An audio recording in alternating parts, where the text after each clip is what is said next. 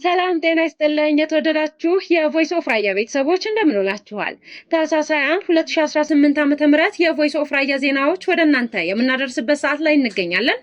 በቅድሚያም አርዕስተ ዜና። በራያ አዘቦ ሁለት ወጣቶች በህወሓት ታጣቂዎች መታሰራቸው ተሰምቷል። ፋኖና የኤርትራ መንግስት ከፌዴራል መንግስቱ ጋር ግጭት ውስጥ የገቡት የፕሪቶሪያው ስምምነት ስለፈረሙ ነው ሲሉ የጠቅላይ ሚኒስትሩ የምስራቅ አፍሪካ ጉዳዮች አማካሪ አቶ ጌታቸው ረዳ ስለመናገራቸውና በትግራይ ክልል ባለው የፖለቲካ ትኩሳት የተነሳ የታጣቂዎች ትጥቅ ማስፈታት ስራ እንዲቋረጥ ምክንያት ሆኗል ስለመባሉን እነዚህንና ሌሎች ዜናዎች ይዘናል። አብራችሁን ቆዩ። በራያ አዘቦ ሁለት ወጣቶች በህወሓት ታጣቂዎች መታሰራቸው ተሰምተዋል። በትናንት ማታ በራያ አዘቦ ልዩ ስሙ አድ መጥሃን አካባቢ ሁለት የራያ ወጣቶች የህወሓት ታጣቂዎች እጃቸውን በማሰር በሚኒባስ ተይዘው እንደተወሰዱ ለቮይስ ኦፍ ራያ የደረሰን መረጃ ያመላክታል።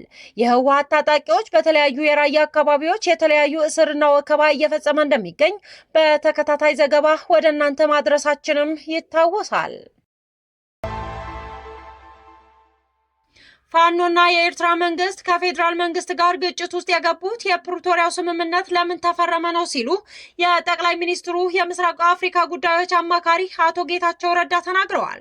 በወቅታዊ ጉዳዮች ዙሪያ ከኤንቢሲ ቴሌቪዥን ጋር ቆይታ ያደረጉት አቶ ጌታቸው ረዳ ፋኖና የኤርትራ መንግስት የፕሪቶሪያው ስምምነት ለምን ተፈረመ በሚል ከፌዴራል መንግስት ጋር ግጭት ውስጥ የገቡ የነበረ ሲሆን የትግራይ ጄኖሳይድ የፈጸመው ፋኖና ሻዕቢያ ነው በማለትም ተናግረዋል።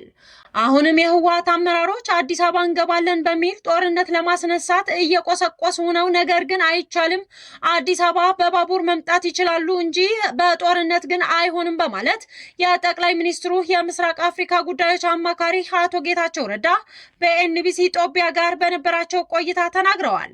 አክለውም አቶ ጌታቸው የሰሜኑ ጦርነት ከመጀመሩ በፊት ጠቅላይ ሚኒስትሩ ግጭት ውስጥ ከገባን ሻዕቢያ ይጠቀምብናል፣ ላስቆመውም አልችልም፣ ልዩነታችንን አቻችለን ብንሰራ ነው የሚያዋጣን ብለው ነበር። በሰዓቱ ግን ማንም የተቀበላቸው አመራር አልነበረም በማለት የምስክርነት ቃል የሚመስል ከወትሮ የተለየ መልእክት ተናግረዋል።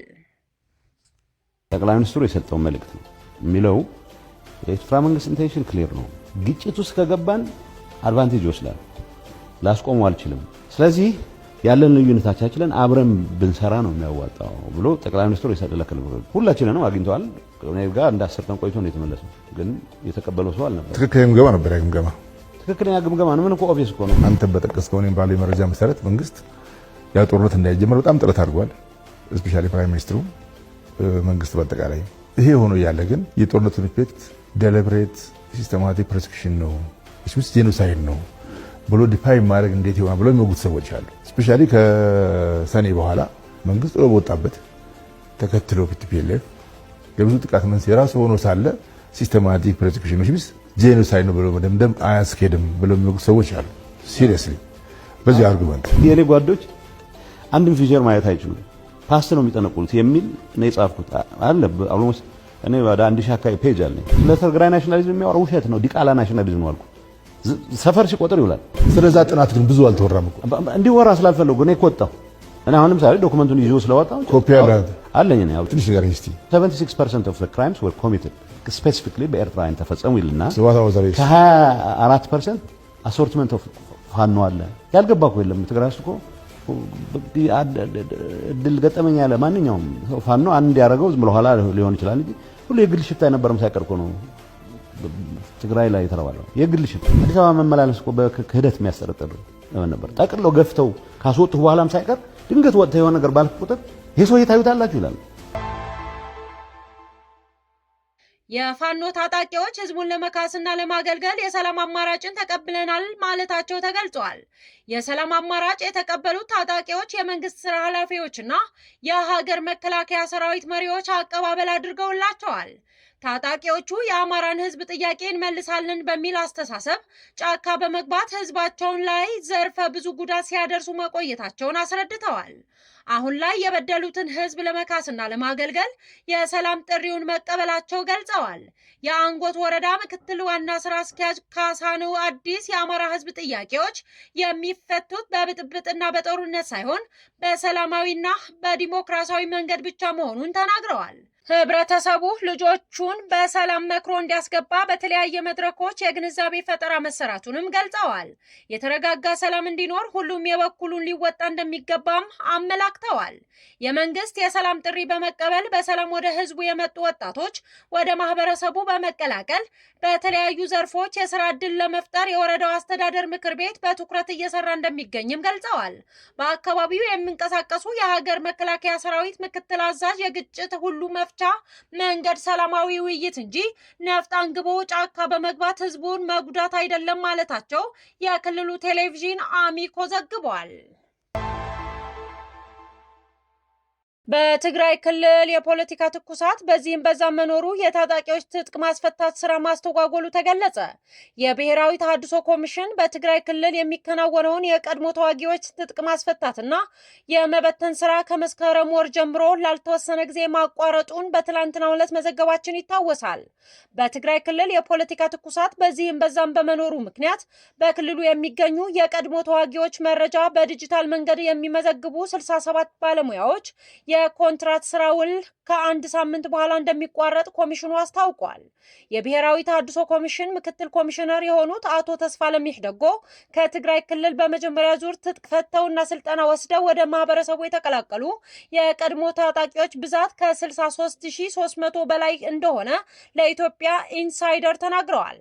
እነዚህ የቀድሞ ታጣቂዎች ስልጠና የወሰዱት በመቀለ፣ ዕደጋ ሐሙስና ከአድዋ ከተሞች የሚገኙ ማዕከላት እንደሆነም ገልጸዋል።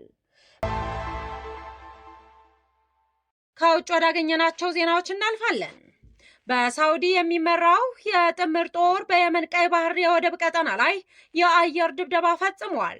በሳውዲ አረቢያ የሚመራው የአረብ ሀገራት ጥምር ጦር በየመን ቀይ ባህር ዳርቻ በሚገኘው ስልታዊ የወደብ ቀጠና ላይ የአየር ድብደባ መፈጸሙን አስታውቋል። ጥምረቱ ይህንን እርምጃ የወሰደው ያልተፈቀደ እና ህገወጥ የጦር መሳሪያ ጭነት ወደ ሀገሪቱ ሊገባ ነው በሚል ባገኘሁት መረጃ መሰረት ነው ብሏል። የጥምረቱ ቃል አቀባይ ዛሬ በሰጡት መግለጫ ድብደባ ያነጣጠረው በሁቲ አማጽያን በቁጥጥር ስር በሚገኝ የወደብ መሰረተ ልማት ላይ መሆኑን ገልጿል። እንደ ቃል አቀባዩ ገለጻ የወደቡ ቀጠናው ለሰብአዊ እርዳታ መግቢያነት እንዲያገለግል ቢፈቀድም አማጽያኑ ግን ቦታው ከውጭ የሚገቡ የላቁ የጦር መሳሪያዎችን ለማከማቸትና ለማሰራጨት እየተጠቀመበት ይገኛል ብለዋል።